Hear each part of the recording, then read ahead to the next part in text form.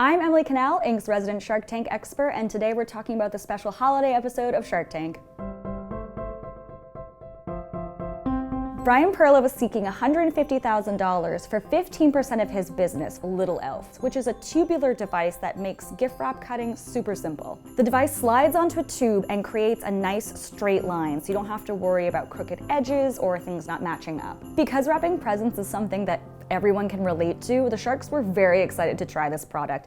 Lori and Barbara pretty much jumped out of their chairs to give it a shot, and that was really great for Bryan. Forward with ease. Yeah. Barbara, how is it? Hard to aim, easy to do once you got it. And then just slide it forward. Wow, that's pretty ingenious. When you're filming an episode on Shark Tank, you really want to get the Sharks up and demonstrating your product because it makes for great TV and it increases your chances of appearing on the show. So far, his device has been a hit. He's sold $250,000 in lifetime sales, and he still runs the business as a junior at Stanford. Bryan said as an elementary school student, he had a knack for coming up with ideas to solve problems, but really struggled in school with reading, writing, and comprehension. In second grade, I was diagnosed with pretty severe dyslexia. Yes. Yep.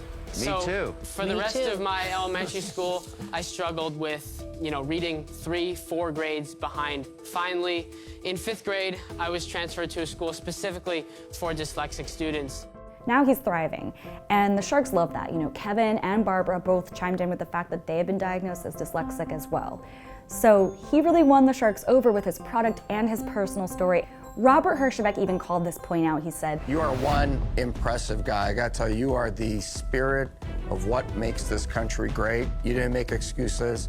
You overcame incredible odds. I admire that." The bidding war started pretty soon after that. Kevin and Lori both jumped in, offering pretty tough deals for Bryan. They wanted a lot of equity. And of course, Kevin O'Leary made an offer with a royalty deal attached to it. Lori and Kevin were undercutting each other's offers by 5 cents on each royalty deal. I'll drop it to 50 cents.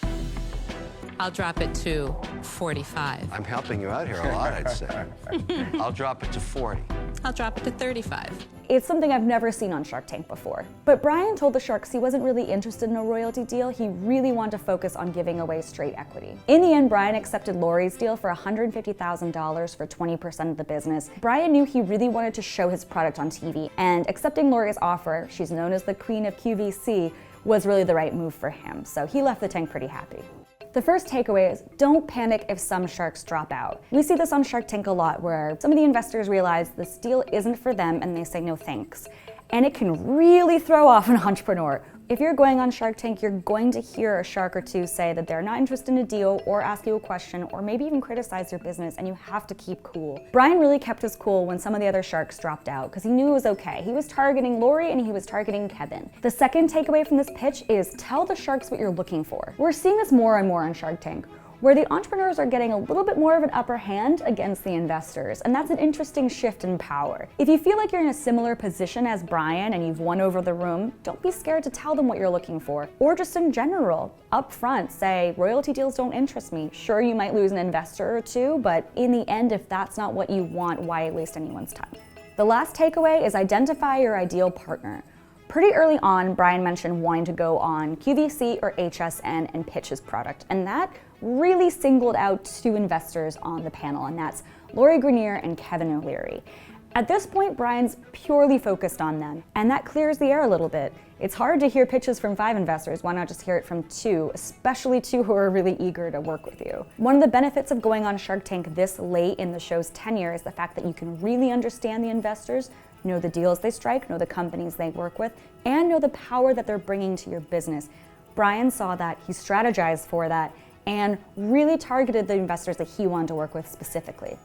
I'm Emily Cannell, this was Tips from the Tank, and happy holidays.